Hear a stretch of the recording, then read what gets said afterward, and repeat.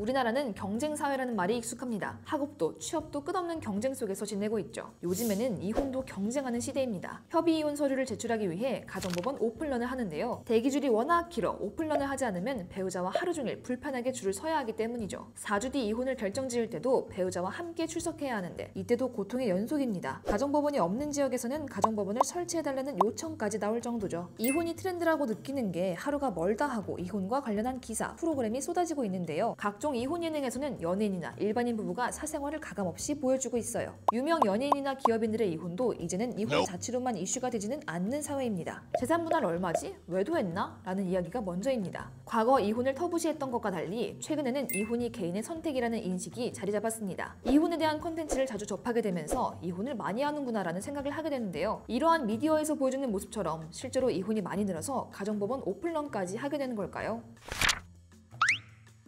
사실 대한민국 이혼율은 2021년부터 통계상으로는 줄어들고 있습니다. 법원 행정처에 따르면 지난해 법원에 접수된 소송 중 1심 재판상 이혼 사건 접수가 27,501건으로 7.9% 감소했다고 합니다. 협의 이혼으로 많이 끝내서인 것 아니냐라고 할 수도 있죠. 과연 그럴까요? 같은 기간을 살펴보면 실제로 협의 이혼과 재판 이혼이 동시에 감소하고 있습니다. 이혼 건수가 줄어든 이유가 혼인 건수가 줄어들었기 때문이라고 볼 수도 있습니다. 통계청 발표에 따르면 우리나라 혼인 건수는 2016년 처음으로 30만 건 아래로 떨어졌으며 2020년에는 21만 3,502건까지 감소했죠. 젊은 층을 중심으로 결혼을 할 필요가 없다는 인식이 사회에 자리 잡으면서 이혼에 대한 사람들의 생각에도 변화가 찾아온 건데요. 결혼정보회사 듀오에서 미혼 남녀 1,000명을 대상으로 조사한 보고서에 따르면 남성 49.6%, 여성 41.6%가 사실혼 등록제에 대해 필요하다고 답했습니다. 사실혼 관계의 부부가 늘어난 것을 감안하면 이혼 건수가 실제 통계보다 더 많을 것으로 예상됩니다. 최근에는 결혼 후 얼마 지나지 않아 신속하게 이혼을 결정하는 신혼, 이혼이라는 단어도 나왔습니다. 그만큼 함께 살면서 맞춰가기보다는 안 맞다고 판단이 되면 빠르게 헤어지는 부부가 많은 거죠. 반대로 고령화와 개인 행복을 중시하는 가치관 확산으로 황혼 이혼이 대폭 증가했습니다. 결혼 생활을 20년 이상 지속한 부부가 이혼하면 황혼 이혼으로 규정합니다. 2019년에 황혼 이혼 건수가 38,446건을 기록해 전체 이혼 건수 중 34.7%를 차지했어요. 2023년에는 결혼 20년 이상 된 황혼 이혼이 전체 이혼의 35.6%나 됐습니다. 결혼정보회사에 따르면 홀로가 된 70대, 80대, 심지어 90대 싱글도 있다고 해요.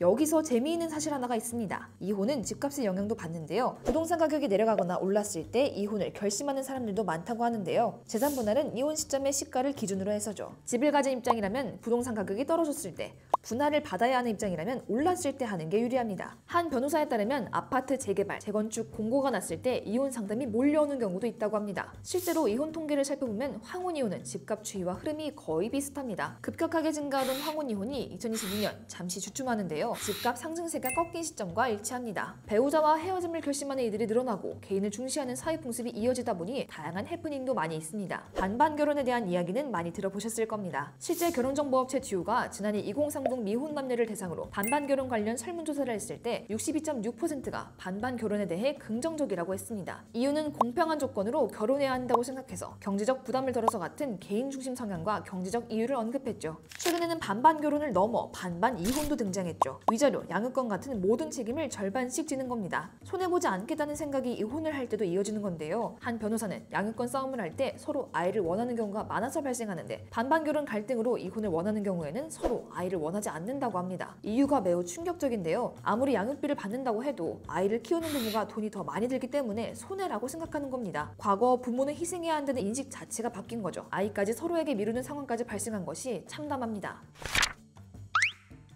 우리나라뿐만 아니라 동아시아의 유교권 나라에서도 이혼 증가로 골머리를 앓고 있습니다. 옆 나라 중국은 이혼 대국이 됐어요. 이혼 건수가 급증해 2019년 470만 건으로 역대 최고치를 기록했습니다. 정부가 2021년 30일간 숙려 기간을 두는 조치를 시행해 일시적으로 감소하긴 했지만 지난해 다시 급증해 전년 대비 25% 증가했어요. 바로 옆 북한도 전통적인 가정에 대한 인식에 변화가 오기 시작했습니다. 통일부가 발표한 북한 경제사회 실태 인식 보고서에 따르면 탈북민 2,432명 중에서 이혼 경험이 있다고 답한 비율은 25.9%에 달합니다. 현대 이혼 문화는 실패보다는 새로운 시작이라는 의미로 많이 비춰지는데요. 개인의 삶을 더욱 중시하고 고령화되면서 삶을 살아갈 시간이 많아지니 빠르게 결혼 생활을 마무리하거나 4050에도 이혼을 결심할 수 있게 된 거죠. 이혼이 트렌드라는 말까지 나오는 요즘, 이혼에 대한 사회적 인식도 바뀔 수 있을까요? 오늘의 법과사전이었습니다.